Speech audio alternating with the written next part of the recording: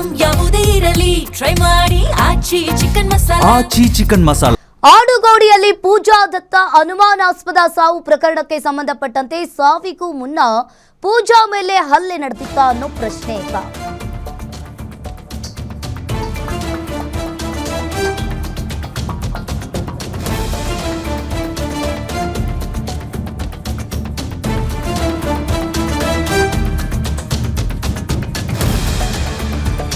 ಇನ್ನು ಒಂದ್ ಕಡೆ ಆಡುಗೋಡಿಯಲ್ಲಿ ಪೂಜಾ ದತ್ತ ಅನುಮಾನಾಸ್ಪದ ಸಾವು ಪ್ರಕರಣಕ್ಕೆ ಸಂಬಂಧಪಟ್ಟಂತೆ ಈಗಾಗಲೇ ಸಾವಿಗೂ ಮುನ್ನ ಪೂಜಾ ಮೇಲೆ ಹಲ್ಲೆ ನಡೆದಿತ್ತ. ಹಾಗಾದ್ರೆ ಇನ್ನು ಪೂಜಾ ಕೈ ಹಾಗೂ ಕತ್ತಿನ ಭಾಗದಲ್ಲಿ ಗಾಯದ ಗುರುತು ಕೂಡ ಕಂಡು ಬಂದಿದೆ.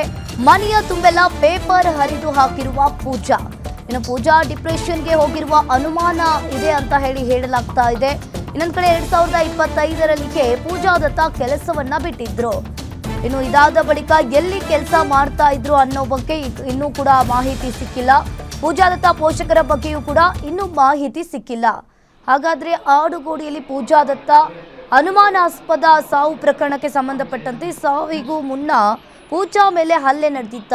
ಆಕೆಯ ಕುತ್ತಿಗೆಯ ಭಾಗದಲ್ಲಿ ಹಾಗೂ ಕೈ ಭಾಗದಲ್ಲಿ ಗಾಯದ ಗುರುತು ಕೂಡ ಕಂಡು ಬಂದಿದೆ. ಅಷ್ಟೇ ಅಲ್ಲದೆ ಬೆತ್ತಲೆಯ ರೀತಿಯಲ್ಲಿ ಶವ ಪತ್ತೆಯ ಬಗ್ಗೆ ಈಗಾಗಲೇ ಸಾಕಷ್ಟು ಅನುಮಾನ ಕೂಡ ವ್ಯಕ್ತವಾಗ್ತಾ ಇದೆ.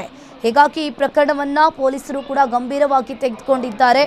2025ರಲ್ಲಿ ಈಕೆ ಕೆಲಸವನ್ನ ಬಿಟ್ಟಿದ್ಲು. ಇದಾದ ಬಳಿಕ ಎಲ್ಲಿ ಕೆಲಸ ಮಾಡ್ತಾ ಇದ್ರು ಅನ್ನೋ ಬಗ್ಗೆ ಇನ್ನೂ ಕೂಡ ಮಾಹಿತಿ ಸಿಕ್ಕಿಲ್ಲ. ಇನ್ನು ಜಾರ್ಖಂಡ್ನಲ್ಲಿ ಪೋಷಕರ ಪತ್ತೆಗೂ ಕೂಡ ಪೊಲೀಸರು ಈಗಾಗಲೇ ಮುಂದಾಗಿದ್ದಾರೆ. ಆದರೆ ಪೂಜಾ ಡಿಪ್ರೆಷನ್ಗೆ ಹೋಗಿದ್ರು ಅಂತ ಹೇಳಲಾಗ್ತಾ ಇದೆ. ಇನ್ನು ಮನೆಯ ತುಂಬೆಲ್ಲ ಪೇಪರ್ ಅನ್ನ ಅಂಟಿಸಿದ್ದಾಳೆ. ಆ ಪೇಪರ್ನಲ್ಲಿ ಏನೋ ಕೂಡ ಅವಳು ಬರೆದು ಅಂಟಿಸಿರ್ತಾಳೆ.